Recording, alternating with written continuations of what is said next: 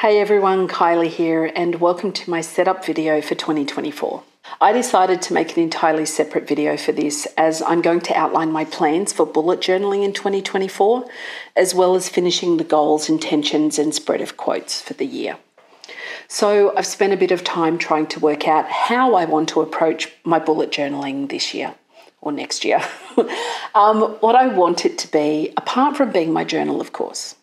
What I've decided to do is make it more complex. Well, I'm sort of hoping that that's not going to be true in reality. I've included another step in the process, this sketchbook. The idea is that this will be the place to plan the title pages and other elements I want to include in the design, giving me more structure and a place to capture all the experimentation as well.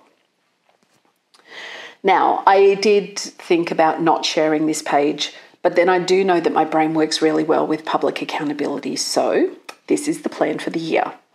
You can see that each month has a theme, but the majority also have a little starred secondary theme down the bottom of the box. I've sort of paired the ideas to create a bit more cohesion and give myself a secondary focus for elements that might support the primary idea. Hopefully that's going to make a lot more sense once you see it come to life in January, and I will sort of make mention of it in that Plan With Me video. You'll also notice that I have 4 pop-ups planned for the year as well. I'm really hoping that this is going to be a positive addition to my creative process throughout the year. It'll also be an interesting collection of all the thoughts and ideas I play with for each theme, even those that don't end up in the bullet journal itself. I am planning on keeping the structure pretty much the same as I've been doing it for the 3 months that are in this bullet journal already. So I'm going to keep the quote pages, but when I drew this up, I hadn't worked out what they were going to be. But I do know that now, so I will tell you at the end of this video. I also am planning on keeping the weekly layout I've been using since October, as it's been working well. I did toss around a lot about whether I themed this year or whether I focused on pattern making rather than drawing actual things. Ultimately, I landed on theming because of how much I enjoyed creating my desk calendar in 2024. Yes, those things are related. I thought that drawing things might give me more ideas to play with for creating patterns for my 2025 calendar at the end of the year, for market items since I'm going to start more regularly doing markets now, and maybe even more printables to give away to subscribers. And I have previously themed an entire year. In 2021, I did this for my bullet journal and spent quite a bit of time working out the layouts and what would be included. This has dropped off a bit due to being busier with clients in the last 2 years, but also because I didn't have a plan from the beginning. And I know that my brain works so much better if I have a plan from the beginning, and yet I don't always do that for myself because I'm human like everybody else, and we tend to forget the things that work well for us until we're stuck in the process of things not working well. Anyway, I also didn't really have a structured place to play with ideas, whereas in 2021 I sort of was doing that a little bit better in one of the big A3 journals that I use. So this is the reason I decided I would grab one of my Archer and Olive sketchbook journals that I bought ages ago and actually use it to do this as well.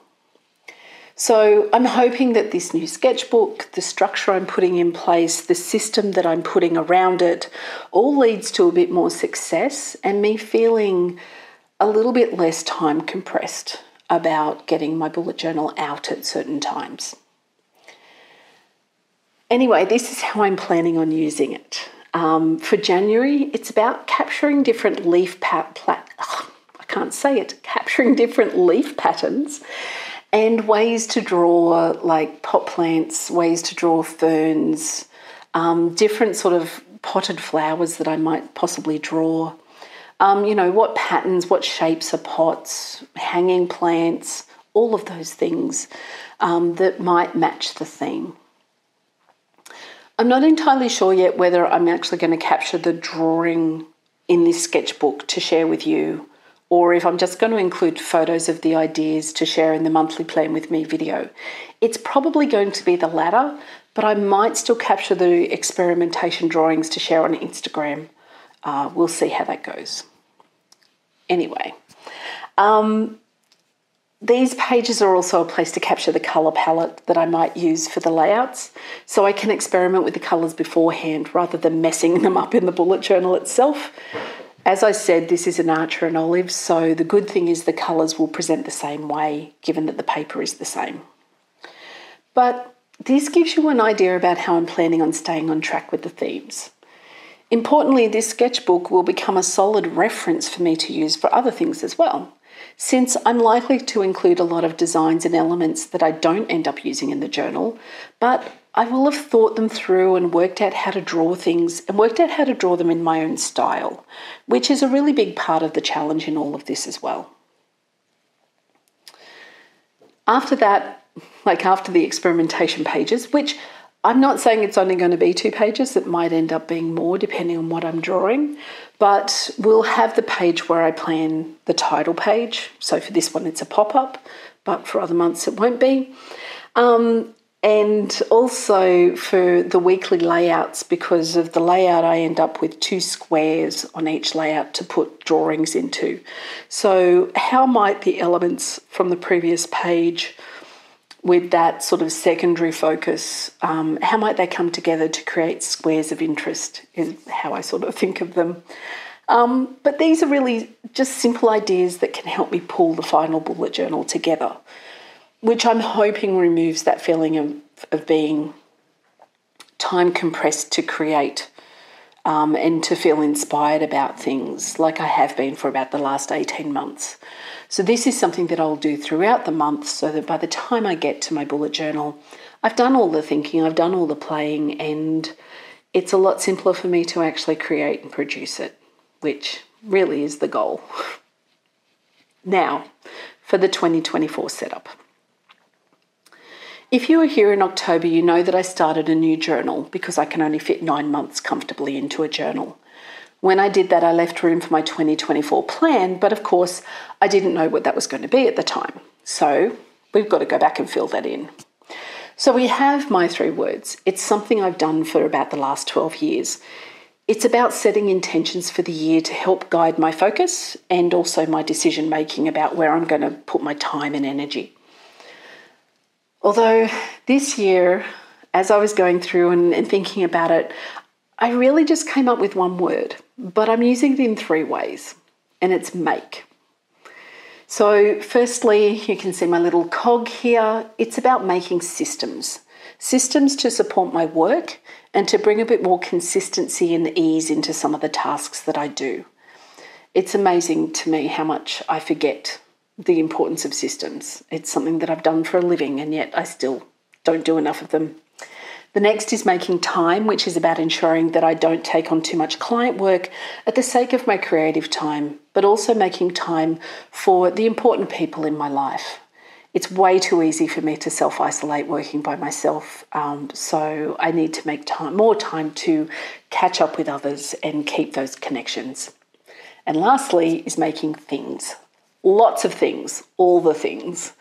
You'll see that I listed some stuff here, but the key focus items are on the goals page that I'm drawing up now. And a lot of the goals are about things I want to make. That is the other thing that I plan on adding into these videos. Now, again, I don't normally share my goals page with you, but I decided, again, I'd make it public this year. And you can see where they directly flow from the intention of make as well. I'm planning on giving you some updates. Potentially in these videos, I'll include a little bit of an update onto how the making is going, but I might even do an entirely separate video. It's an idea that I'm still playing with to try and increase my public accountability so that I actually get off my butt and do these things. So yeah, that's where we are with the goals. So you'll see creating and conducting 2 new courses. I've got the outlines of those ready to go. In the next couple of weeks, I'll be creating content. My Year of TED reflection book. I just need to get this finished. It's just, an oracle card deck I desperately want to do for myself. Protecting my creative time. Creating and refining 3 new systems. So I haven't sort of, made it an unrealistic amount of things, but the big things that have been causing me a little bit of grief. Developing my animation skills. I had this as a goal last year and I've definitely improved them, but I still need to keep going with that. And since I'm doing markets more regularly, I want to make them profitable. It'd be nice if my hourly rate sort of improved a bit with markets. And again, with the products that I make for markets, I'm hoping to properly set up an online store and be able to offer them to other people as well. So it means I need to sort out postage. All right, the quotes page. So last year I did a double page layout with quotes about creativity, and I often found myself referring back to that page during the year for inspiration. So this year I decided to theme it for peace, largely focused on peace of mind, but quite frankly, the way that the world's going and has been going for the last couple of months, it could be peace for everywhere, really. So this was one of my 3 words for 2023. So you can imagine how much I might have failed being able to achieve that if I've made it my quote page. But it's largely been allowing other people to steal and disrupt my peace of mind. And I've been doing a lot of inner work in the last couple of years that might have brought some of this to a head, but either way, I'm creating better boundaries for myself around this. And this is to remind me why I'm creating those boundaries and how important it is to do it. So my quotes are: every goal, every action, every thought, every feeling one experiences, whether it be consciously or unconsciously known, is an attempt to increase one's level of peace of mind. The next one is: peace comes from within, do not seek it without. True happiness is built on peace. Rest and be thankful. There is peace even in the storm. That's what I need to remember in a big way. You'll never find peace of mind till you listen to your heart, which is actually lyrics from Kissing a Fool from George Michael. And I will never have peace of mind. I'm not constructed that way. Some things in life can be horrible. Now, that last one may not seem very inspirational and may not seem very positive, but for me it is, because I don't think I'm constructed that way. I think my brain is prone a lot to overthinking, to catastrophizing, and to basically being quite mean to me. So I think it's nice for me to have a quote in here that basically goes, hey, shoot for the stars, but you may not ever get there, but as long as you can improve it a little bit, as long as you're continually trying to improve it and identifying the things that maybe rob you of that peace of mind, then maybe you're doing the work, and maybe that's okay. Maybe I'm not built that way. So, it's just, I will admit that it doesn't seem overly positive, but given my mind, it's not positive. So there's that. Now, quote pages for each month.